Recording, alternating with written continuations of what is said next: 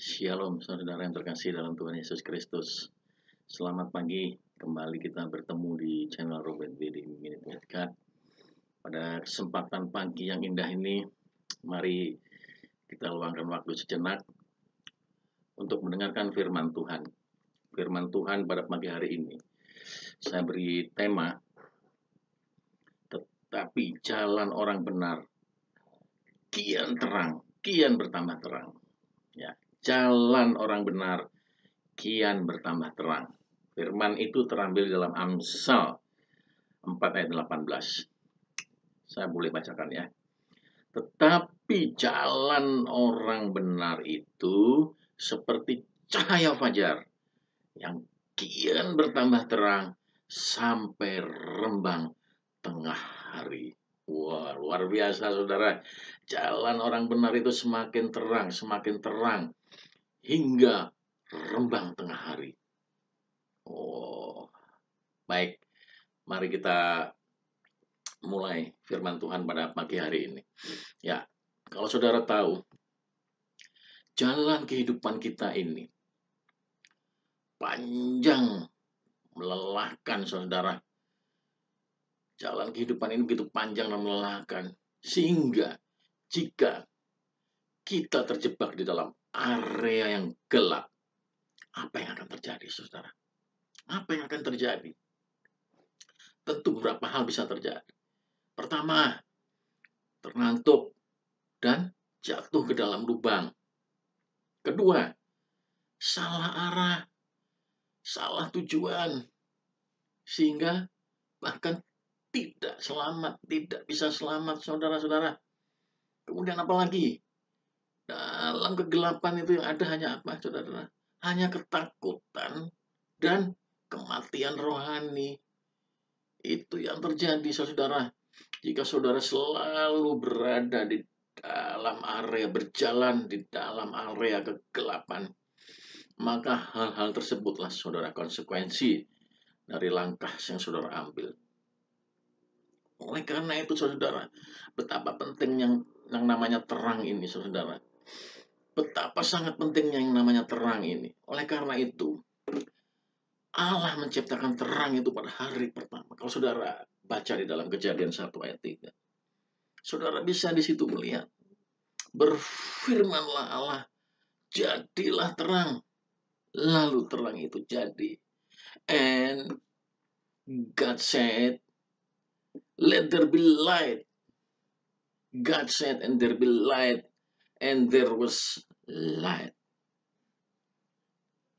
Tuhan pertama kali, hari pertama itu menjadikan terang, saudara. Karena apa? Dengan terang kita bisa melihat semuanya dengan jelas. Kita bisa melihat semuanya, everything is clear. Semuanya nampak, benar-benar bisa terlihat bentuknya. Apa yang terjadi, saudara? Coba bayangkan, jika Tuhan menciptakan terang mungkin di hari ke berapa begitu, setelah penciptaan, katakanlah setelah penciptaan binatang, hewan-hewan dan sebagainya. Saudara akan tidak bisa membedakan ini hewan apa, ini bentuknya seperti apa, atau ini tumbuhan apa. Saudara akan tidak bisa membedakan. Saudara tidak tahu karena saudara tidak tahu, saudara tidak jelas melihat vision pandangan saudara, tidak jelas. Oleh karena itulah sangat luar biasa sekali saudara ketika Tuhan kita menciptakan terang itu pada hari pertama. Sesuatu hikmat yang sangat luar biasa.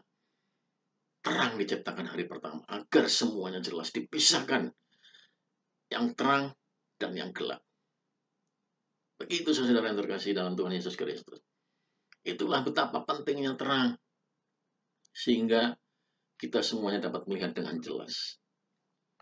Kemudian, oleh karena itulah, mengapa? That's why kita harus senantiasa berjalan di dalam terang.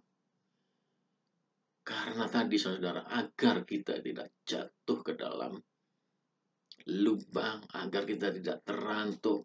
Di dalam terang itu ada damai sejahtera. Di dalam terang itu saudara tidak ada ketakutan. Di dalam terang itu ada hidup.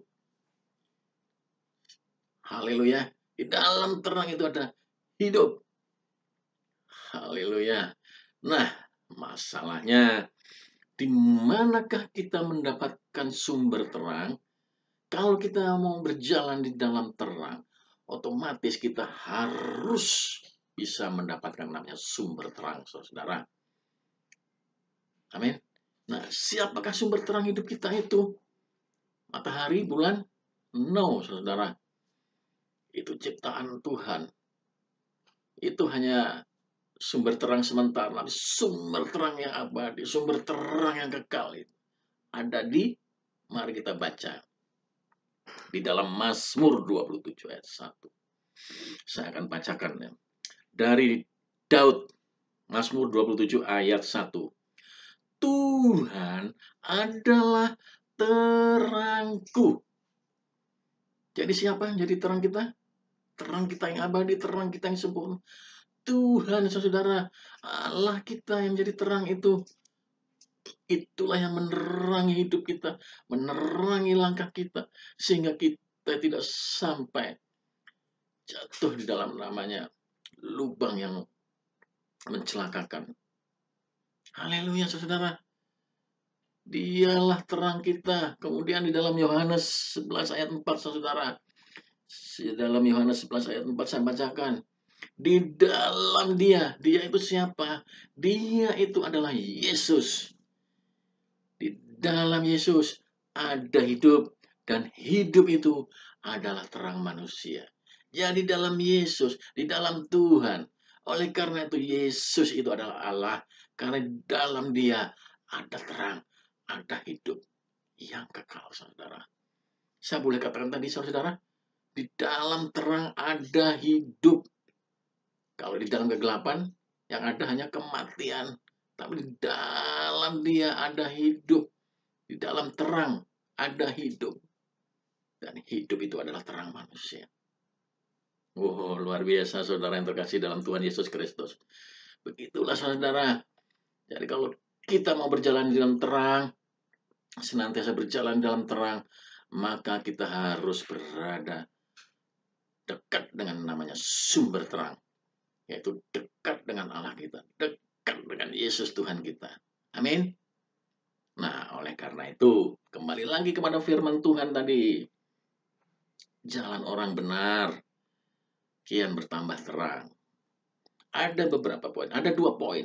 Poin yang pertama, saudara, sebelum berjalan, saya katakan, sebelum berjalan, maka langkah orang benar ini, langkah orang benar itu harus ditetapkan dulu. Artinya apa? Diarahkan dulu. Sehingga saudara tidak akan salah arah. Langkah orang benar itu akan ditetapkan terlebih dahulu.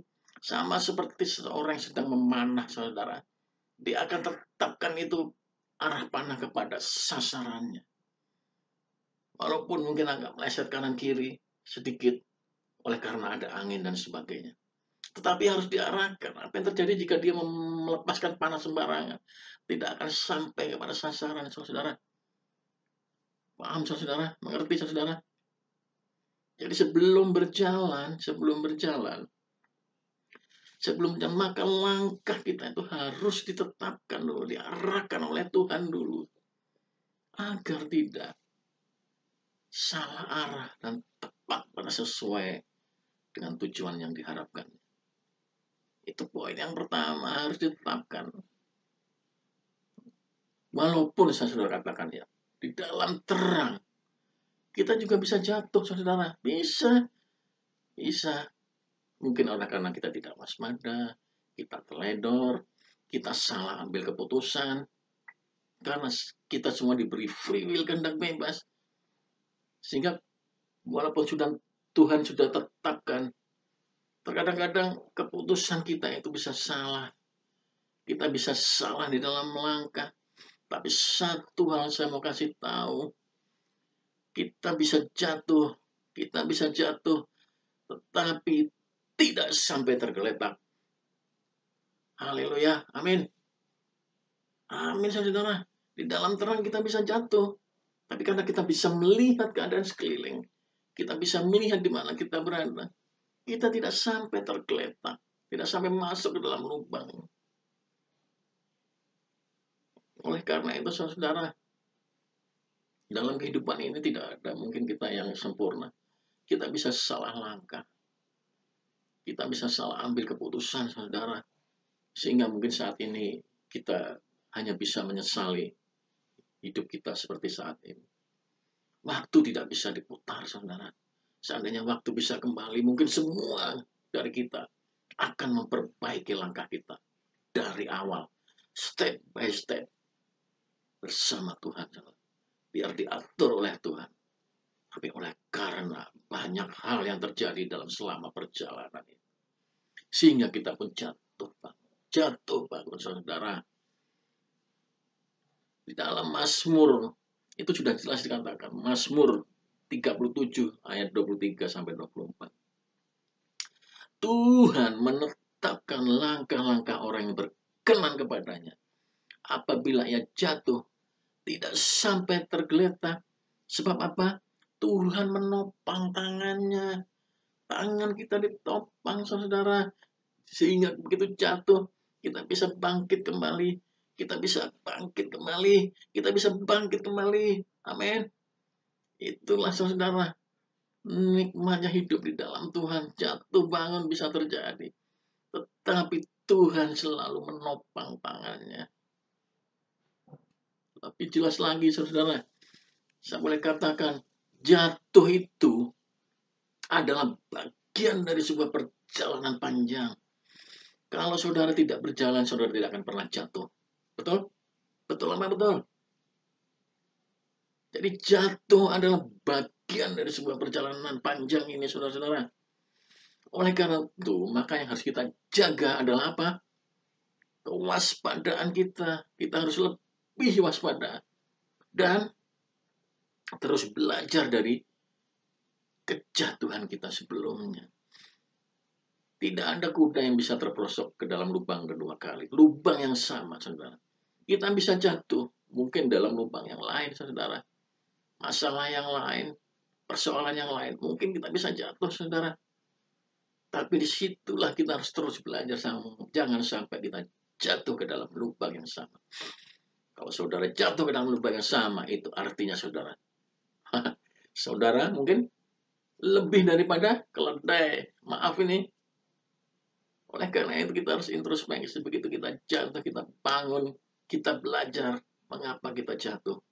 Di mana lemah kita. Di mana kesalahan kita pada saat mengambil keputusan. Saudara, saya katakan tadi, bisa jatuh bangun. Tapi satu hal, kembali lagi, saya berikan firman Tuhan sebagai kekuatan kita bersama. Di dalam Amsal 24 ayat 16. Di situ katakan, sebab 7 kali orang benar jatuh. Ini orang benar, saudara. Orang benar. Saya benar misalnya. Saya jatuh, saudara, 7 kali. Namun, ayat selanjutnya mengatakan, ia bangun kembali. Haleluya. No problem, saudara, jatuh, gagal. Gagal dalam usaha, gagal dalam belajar, dalam sekolah dan sebagainya, saudara. Tapi kita harus bangun lagi. Karena kita mempunyai Tuhan yang luar biasa yang selalu menopang tangannya. Amin. 7 kali bahkan di sini dikatakan.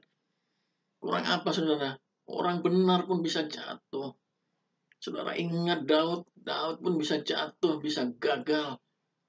Tetapi dia mau memperbaiki kesalahannya dan bangkit kembali dari keterpurukannya, saudara. Amin. Itu yang paling penting, saudara. Jatuh memang adalah bagian dari sebuah perjalanan. Tapi satu hal yang paling penting adalah kita harus bangkit. Tingkatkan kewaspadaan kita. Dan belajar dari kejatuhan kita sebelumnya. Haleluya. Haleluya, saudara. Luar biasa Tuhan kita itu. Kemudian, saudara, poin yang kedua. Ketika poin yang pertama tadi, saudara. Poin yang pertama adalah sebelum berjalan, maka langkah kita harus ditetapkan. Maka poin yang kedua, sebelum berjalan, maka hidup kita ini harus dibenarkan terlebih dahulu. Hidup, makanya dikatakan orang benar. Orang benar itu karena apa? Karena hidupnya sudah dibenarkan terlebih dahulu. Arti kata benarkan tuh dalam Kamus Besar Bahasa Indonesia tuh saudara sangat menarik sekali. Saudara nanti bisa cari dalam Kamus Besar Bahasa Indonesia. Arti kata dibenarkan itu adalah diperkenankan atau berhasil. Maka ketika hidup kita sudah dibenarkan oleh Tuhan, mendapat perkenanan Tuhan, maka kita akan pasti berhasil sampai tujuan. Oleh karena kita selalu berada di dalam, disinari oleh terangnya, saudara. Kita pasti akan sampai kepada tujuan sesuai dengan yang Tuhan tetapkan. Amin. Ini saudara yang juga yang paling penting. Jadi sebelum berjalan hidup kita ini harus mau dibenarkan dulu, saudara. Dibenarkan bagaimana? Untuk dibenarkan maka hanya ada satu cara, yaitu kita harus hidup dalam kebenaran. Hidup di dalam kebenaran, saudara. Saudara mau dibenarkan, tapi saudara tidak mau hidup dalam kebenaran. Itu sama saja dengan saudara buang waktu sia-sia. Saudara harus hidup di dalam firman Tuhan, hidup dalam kebenaran, di dalam Mazmur 26 ayat 3. Saya bacakan. Sebab mataku tertuju pada kasih setiamu, dan aku hidup dalam kebenaran. Mazmur 26 ayat 3. Sebab mataku tertuju pada kasih setiamu, dan aku hidup dalam kebenaran. Kebenaran orang, saudara, adalah kebenaran yang bisa dibuat alasan begini begitu, tapi kebenaran dalam Tuhan adalah kebenaran yang mutlak. Saudara tidak perlu lagi mencari pembenaran. Ketika saudara hidup di dalam Tuhan, maka saudara otomatis hidup dalam kebenaran. Amin. Saudara tidak perlu mengklaim bahwa Anda itu benar, hidup Anda benar. Ketika saudara sudah hidup di dalam Tuhan, karena hidup di dalam Tuhan adalah hidup dalam kebenaran. Mazmur 86:11. Tunjukkanlah kepadaku jalan-Mu ya Tuhan, supaya aku hidup menurut kebenaran. Jadi menurut kebenarannya Tuhan, bukan menurut kebenarannya orang lain. Orang lain ngomong benar-benar, belum tentu itu benar bagi hidup kita. Orang lain boleh memberikan nasihat, sepertinya benar, tapi itu belum tentu benar bagi hidup kita, saudara. Tapi ketika kita hidup di dalam Tuhan, maka kita hidup di dalam kebenarannya, saudara. Haleluya, saudara. Amin. Haleluya, saudara. Jadi ada ini confirm, saudara, selaras dengan firman Tuhan di dalam Yeskiel 18 ayat 3. 18 ayat 9, maaf. Tandanya orang benar itu, saudara. Saudara tidak perlu mengklaim bahwa saudara adalah orang benar. Tapi ketika di dalam Yeskiel, firman Yeskiel 18 ayat 9 ini ada dalam saudara. Saudara sudah berada di dalam kebenaran. Mari kita baca. Hidup, Yeskiel 18 ayat 9. Hidup menurut ketetapanku dan tetap mengikuti peraturanku dengan apa? Dengan berlaku setia, saudara. Ialah orang benar dan ia pasti hidup. Ini firman yang sangat luar biasa dan klop, saudara. Klop dengan ayat sebelumnya. Jadi saudara tidak perlu mendapat pengakuan orang lain bahwa Anda adalah orang benar, saya adalah orang benar. Tapi ketika kita mencoba untuk hidup menurut firman Tuhan, mengikuti peraturan Tuhan, kemudian apa lagi? Setia, saudara. Setia mengikuti walaupun ini sakit. Mungkin saudara dibentuk, diproses oleh Tuhan. Firman Tuhan itu mungkin benar-benar tajam, menusuk sampai ke dalam sanubari kita. Tetapi itu yang Tuhan inginkan. Setia, setia, setia. Jangan menghindar, saudara. Ketika saudara diproses, maka kesetiaan saudara akan nampak. Dan hasil dari pembenaran itu adalah hidup. Hidup, saudara. Saudara hidup. Roh saudara hidup. Kehidupan saudara akan menjadi lebih hidup lagi. Kehidupan saudara akan menjadi lebih hidup lagi. Haleluya, saudara. Jadi begitu semuanya ini, saudara. Ketika langkah sudah ditetapkan. Ketika kita sudah dibenarkan hidup dalam kebenaran, maka jaminannya adalah dalam Amsal, tema tadi dalam Amsal 4:18. Jalan orang benar itu seperti cahaya fajar. Cahaya fajar itu, saudara kalau lihat, dia akan bertambah terang, bertambah terang, bertambah terang. Sampai rembang tengah hari. Sampai masa tua kita, saudara. Sampai masa tua kita. Jalan-jalan yang kita lalui adalah jalan-jalan yang penuh dengan terang Tuhan.